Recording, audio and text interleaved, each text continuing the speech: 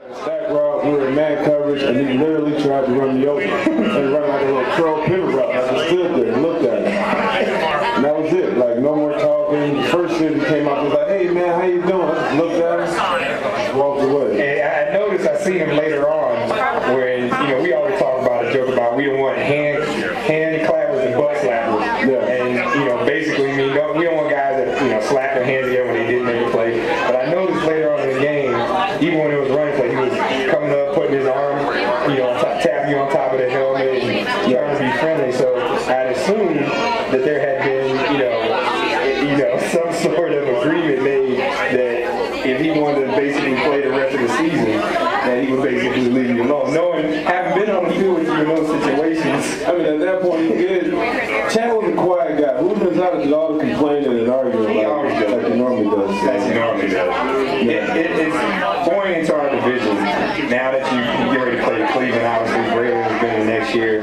What are some of the things, when he was there last year, you know, having played against him, what separates Braylon from Chad as far as how you prepare? Because obviously we're going to put you and obviously Samari, but typically Braylon's a big receiver, so he's a bigger, more physical receiver than Chad. He likes to go downfield, jump balls, two different type of guys, so brings a different challenge. We'll be ready.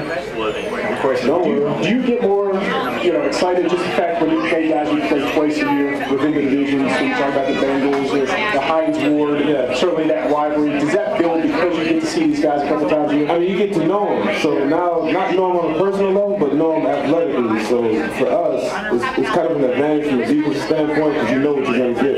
Are you friends with any receivers? No. I mean, you can't even have off the field. You can't even hang out. You can't go to the beach. You can't play golf. Never. Zippy, you don't want to see these guys until it's game. I always tell him that's just not the way. First of all, we're both from the West Coast, so that's kind of like, that's not going to happen. But you just don't, like, when you see a running back, you never want to be, if you see him in, you know, Vegas or Miami or off the field, or you don't want to be bothered with him. You don't like him, and to sit here and try to hug him. And, well, I thought it was funny, you know, when Ray used to have his bowling events. That's funny. You'd have to one bets would come down. This is when that rivalry was heating up big time. They would hit each other, and you know, Ray would talk and Jerome would talk, and then they'd see him at the thing bowling, arms around each other, having a great time. I don't have no friends. You don't want to? Not on the other side of the ball like that. All my friends play defense. All you guys hang out with friends like me. I gotta ask you a question, and I never saw you enough to ask you about it. And I had your Wikipedia page up.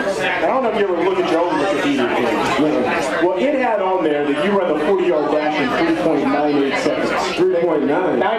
98. That's impossible. I've never even heard of it. Now, they fixed it. I just pulled it up, and it's fixed. So it has your right stats for when you went to combine.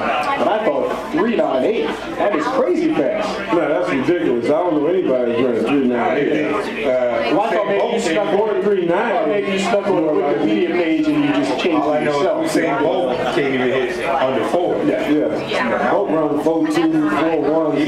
So would he be a good receiver? Skinny. I don't know. You with a speed? You got a speed jam on last scrimmage. Play something too. Could never get off the line. Willie Gault was a decent player, but Willie Gault. I mean, I was laughing because right after he won his medals, he's playing the NFL with that kind of speed. No. You better go play baseball, steal bases. You would shut him down. He can button get on base. You would shut him down. Oh, he'll get killed. We're on cover 2 all day. Shut him down. He just sit at the 5-yard, put your hands on him. Yeah. People always ask that, like, well, you know, he wouldn't be. First of all, he was about 6'4". He's pretty tall. They were trying to compare him to Randy Moss. 6'4", 6'5". You know, in all the years, the 10 years that you played, no receiver has ever dominated or had a productive day. But who was the one receiver that you would say, you know, has you prepare more so than you would any other guy? He retired. Jimmy Smith. That guy, you got ready to go play Jimmy Smith? It was like, you got to bring your working boots, pack your lunch.